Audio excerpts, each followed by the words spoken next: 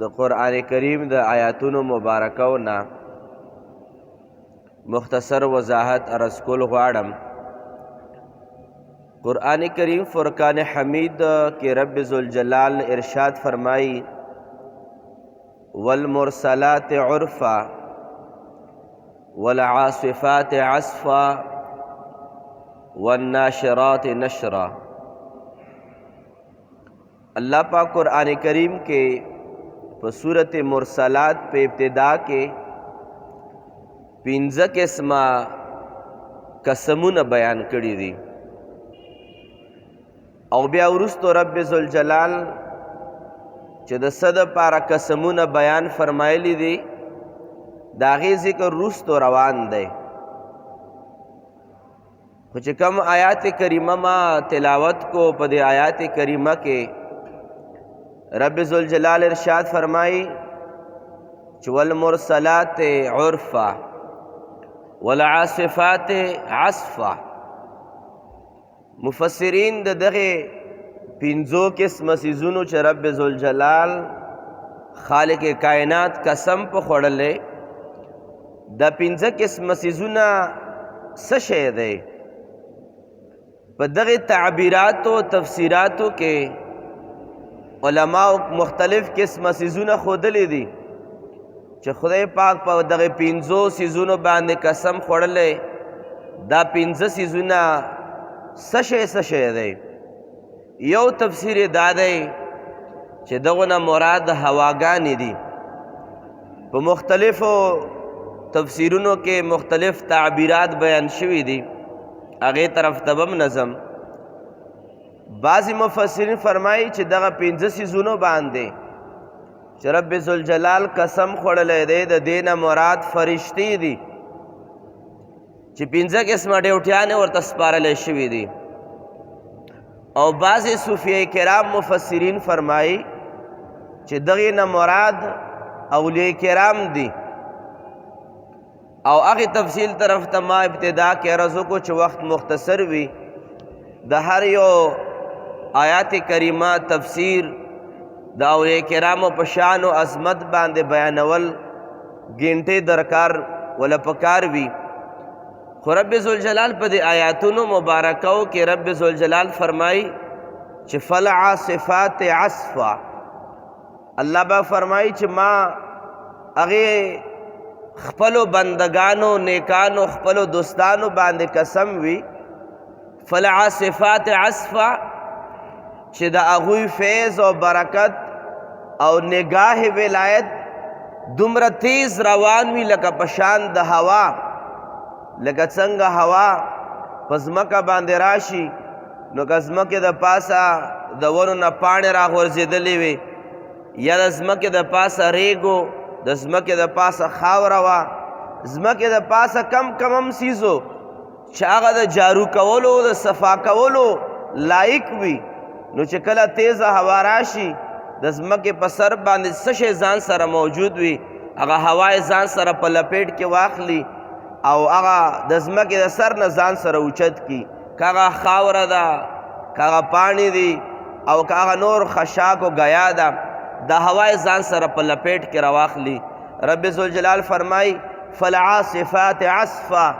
خدای پاک فرمایي چې ما د هغې نازولو او د هغې نیکانو پاکانو په شان و عظمت باندې قسم وي چې کله دوی په یو انسان باندې نگاه واچوي او نظر په واچوي نو دغه انسان په بدن کې او دغه انسان په کرتوتو په عاداتو کې چې کومه ګندګي موجود وي، که هغه د دروغو ده که هغه د غیبت ده که هغه د نفاق ده که هغه د دروغو ده که هغه هر قسمه ګناه ده د انسان په بدن کې موجود وي، رب ذوالجلال فرمایي ما هغه نیکانو باندې قسم وي چې کله یو ګناهګار په بدن باندې نگاه ولایت گزار کی هغه ګناهګار انسان د ګناهونو نه پاکوي. رب ذوالجلال فرمایي فالعاصفات عصفا.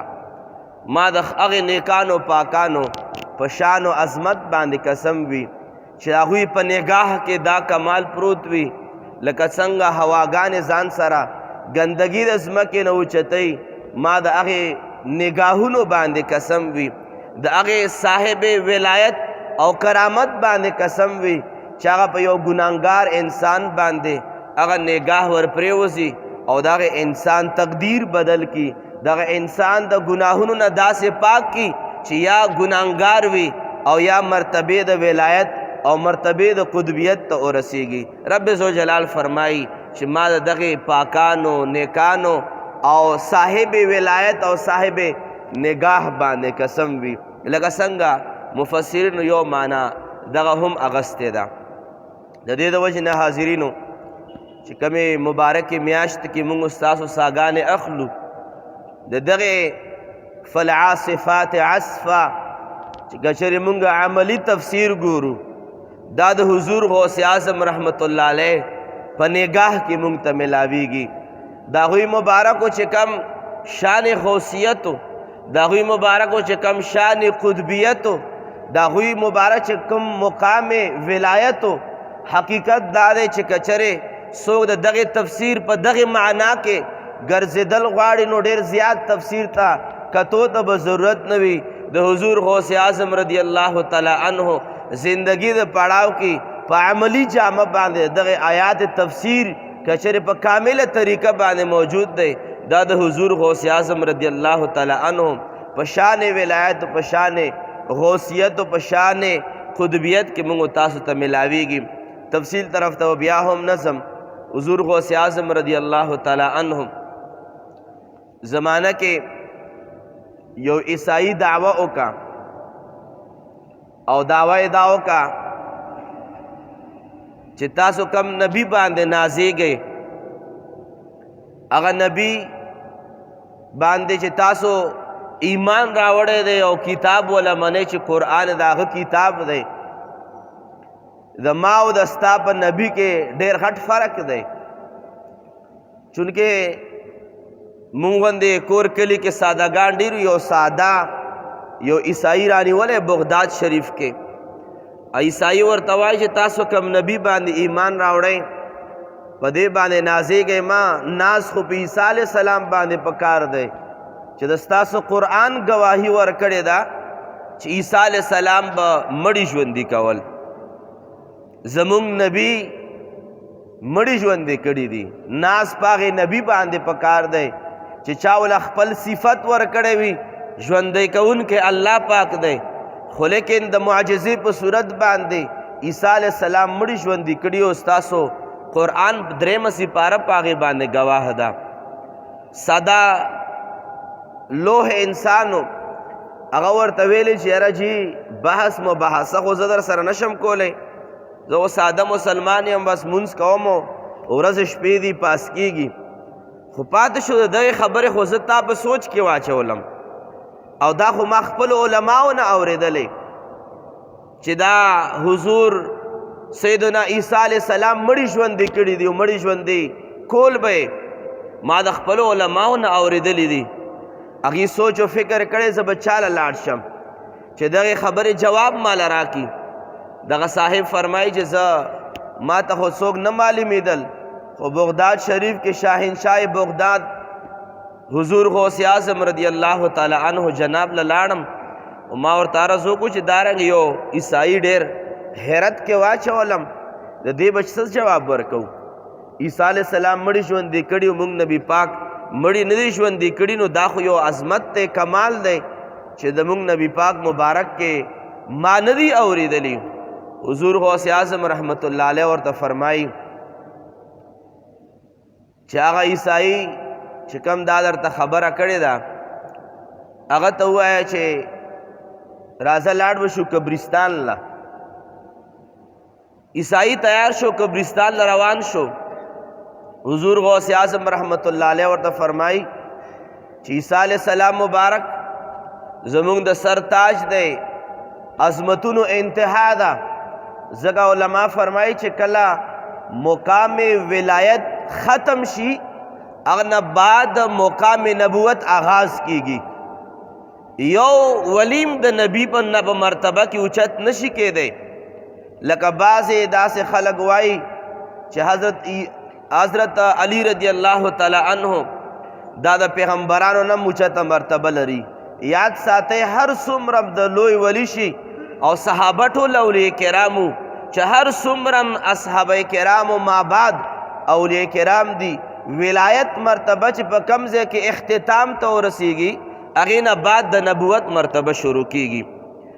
حضرت عیسی علیہ السلام په حق باندې حضور غوث اعظم رضی الله تعالی عنہ ارشادات فرمایلو، بیا ورته فرمایل چې زما او دستا او د کل عالم نبی مبارک خو پرېږده چې هغه مړي ژوندي کړي او که نه، که چېرې ته په دې باندې یقین کوې چې زه درته د الله په حکم سره مړه ژوندی کم بیا به زما د نبی شان و مقام و رتبه منې. عیسائی ورته وایي چې زه عیسی علیہ السلام مبارک باندې ما ایمان راوړی او زه عیسائی یم، خو که چېرې تاسو واقعي مړی ژوندی کو چې ادنا غلام دا مرتبه وي، پته نه چې بیا محمد رسول الله صلی الله علیه و آله وسلم به څه مرتبه وي.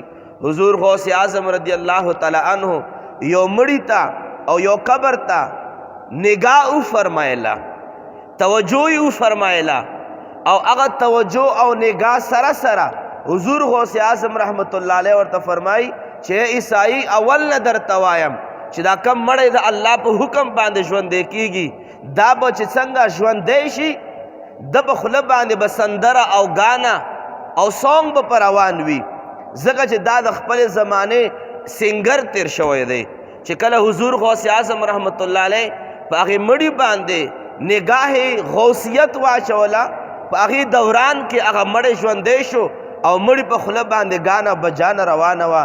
چې کله عیسائی دا منظر وکتو هغوی مبارک و سمدستی کلمه وویله او حضور غوث پاک رحمت الله علیه په لاس مبارک باندې کلمه وویله. ځکه علما فرمای چې هغه د نیکان پاکان د خدای پاک هغه دوستان چې بخاری حدیث پاک دی، نبی پاک فرمای چې زه د خپلو بندگانو چې څوک ما ته په نوافلو باندې را قریب شي، خدای پاک فرمای حدیث پاک دی د حدیث قدسی شریف دی، نبی پاک فرمای چې خدای پاک فرمای د دغه خلکو چې څوک زما ته په نوافلو باندې را قریب شي نو هغه سره زه محبت شروع کم. جبریل علیہ السلام په ځمکې او اسمانونو کې د خدای پاک د محبت اعلان فرمای او د دوستانه اعلان فرمای، او نبی پاک فرمای چې خدای پاک فرمای د دغه انسانانو زه بیا لاسونه شم چې رانیول پې کوي، زه دې سترګې شم چې لیدل پې کوي، زه دې نیکانو پاکانو غوږونه شم چې اورېدل پې کوي، او زه خپې شم چې ګرځېدل پې کوي. علما د دغې حدیث لاندې مبارک لاندې لیکي چې د دغې څه مطلب شو چې دغې اولیاو او دغې پاکانو خلکو خدای پاک د دغې بندگانو څنګه سترګې جوړېږي. علما لیکي امام فخر الدین رازی رحمت الله علیه لیکي چې د خدای پاک د نیکانو بندگانو سترګې کېدلو مطلب دا نه چې خدای پاک د دغې بنده سترګې جوړې شي، نه بلکې دغې بندگانو په سترګو کې دا کمال واچوي چې نږدې هم ورته لیدی شي او لرې هم ورته لیدی شي.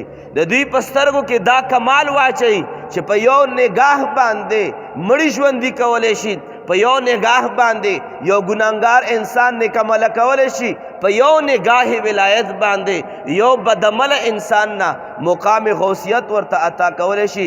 دغې ته ویلی شي د خدای پاک د بندگانو او د نیکانو بندگانو سترګې کېدل. نو ځکه حضور غوث اعظم رضی الله تعالی عنہ په زندګۍ کې داسې ډېر څیزونه داسې ډېر واقعات موجود دي چې دغې آیات کریمه تفسیر په اتم طریقې باندې عملی زندګۍ کې مونږ کتی شو. او ځکه علما لیکي چې کله حضور غوث اعظم رحمت الله علیه حضور غوث اعظم رحمت الله علیه په شام کې بغداد شریف نه عراق نه شام ته لاړو، او په شام کې یو د زمانه ابدال وفات شوی و، ابدال، او د مشکات شریف حدیث پاک دی صرف اشاره بارس کم نبی پاک فرمائی چې په شام کې 40 ابدالان به په هر وخت او په هر زمانه کې به 40 ابدالان په شام کې ژوندي وي.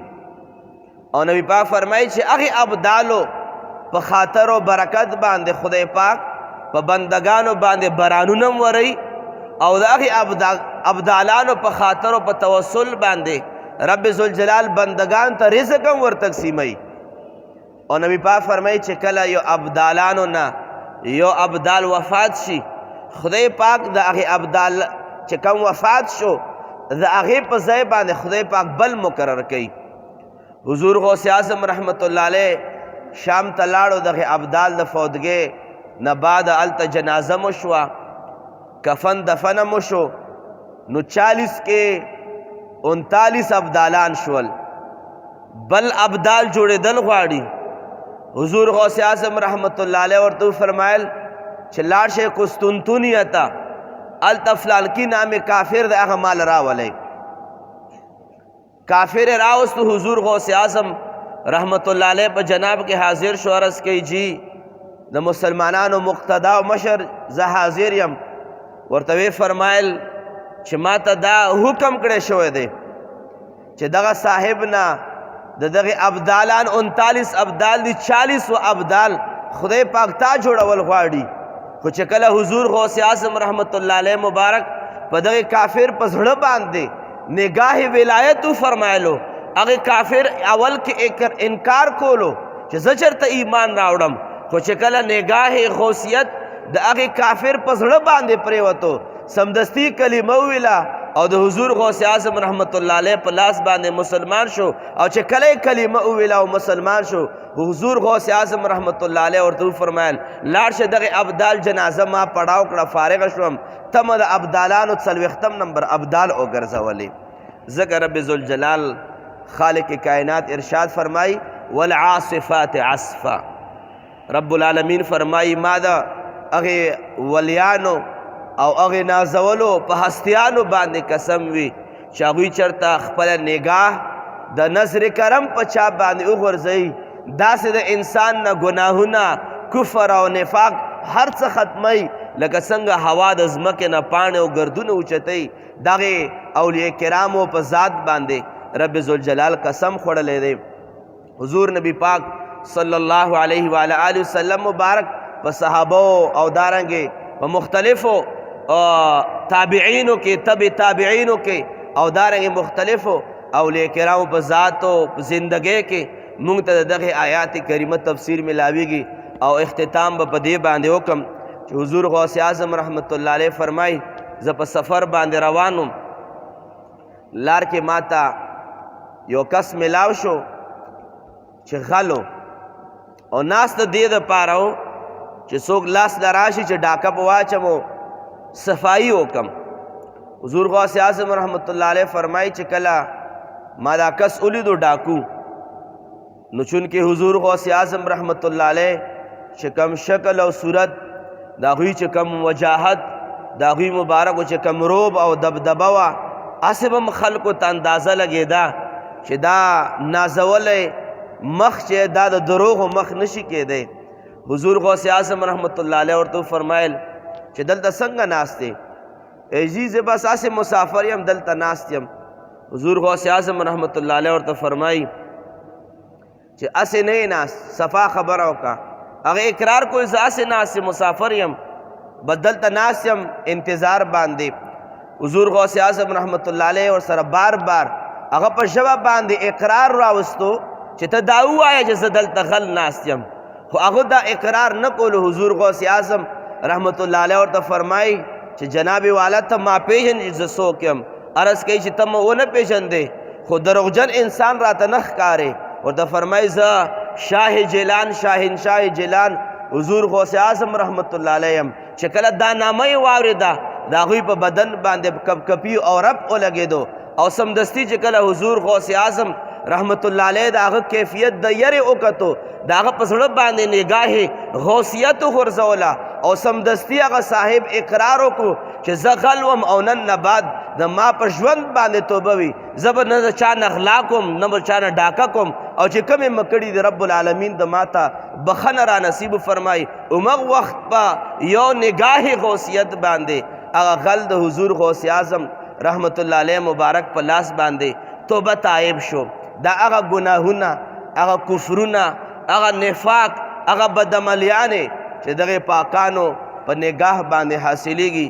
یاد ساتئ تمام عبادات، تمام سنت مبارکه باندې عمل کول دا ټول یو خپل مقام او یو معیار لري، خو یاد ساتئ د دې نه هم څوک انکار نشي کولی چې د الله پاک د ولیانو د الله پاک د نازولو خلکو په مجالسو کې ناست دی، دا یو دا برکت ملاویږي چې هغوی کله نگاه رحمت او نگاه ولایت په کمې هستۍ باندې وغورځوي، هغې مقام او د هغې رتبې نه هغه خلک خبر دي چې څوک په دغې نگاه د نظر لاندې راغلی دي. الله کریم د موږ ستاسو د الله پاک د نیکانو بندگانو د رب ذوالجلال د نازولو خلکو ناست او معیت نصیب فرمائی. وآخر دعوانا ان الحمد لله رب العالمین. آمین. الحمد لله رب العالمین والصلاة والسلام على أشرف الأنبياء والمرسلين وعلى آله وأصحابه وذرياته وأهل بيته أجمعين. رب کریم د دوه درې خبرې وشوې په دې باندې مونږ له د عمل او د عقیدې جوړولو توفیق زموږ نصیب فرمای. رب کریم زموږ د نیکانو پاکانو که وفات شوي دي او که ژوندي دي، رب کریم د هغوی سره عقیدت او ظاهري باطني صحبتونه زموږ نصیب فرمای. که وفات شوي د حضور غوث اعظم رحمت الله علیه سره جمله اولیاء کرام زموږ صاحب مبارک رحمت الله علیه خدای پاک د درجات بلند فرمای. کوم ژوندي اولیاء کرام دي رب کریم د هغوی له صحتونه عمرونه برکتونه ور نصیب فرمای او زموږ د دعاګانو د خپل خیر عافیت لپاره ډیر عمرونه او زندګي ور نصیب فرمای. رب کریم موږ د هر قسمه د نیکانو پاکانو خلکو د ګستاخۍ نه په امن و امان کې وساتي. کمې کمزوریانې به موږ کې موجود دي، رب کریمه موږ ته یې بخښنه نصیب فرمای. ډېرو خلکو دعاګانې غوښتي، دعا ورته وکړي، ډېره پاکه ورځ ده. خدای پاک د موږ ستاسو ټولو ګناهونه معاف کړي، نیک اعمال د الله پاک زموږ قبول و مقبول فرمای. رب کریمه څوک بیماران دي صحت وله ورکړي، څوک قرضداري قرضونو نه اخلاص کړي، څوک بې کوره دي کورونه وله ورکړي، څوک بې اولاده دی صالح اولاد وله ورکړي، چا نارینه اولاد نشته نارینه اولاد نصیب کړي. او د لرې او د نږدې نه کمو خلکو دعاګانې غوښتې دي، الله کریم د ټول نیک حاجتونه پوره وفرمایي. او پسماندګانو ته هم دعاګانې وکړئ، والدینو ته هم دعاګانې وکړئ، سره زما د والدې صاحبې د ټولو والدینو بخښنه نصیب کړي، د ټولو مغفرت نصیب فرمایي. وصلی الله تعالی علی خیر خلقه محمد وآله واصحابه اجمعین برحمتک یا ارحم الراحمین.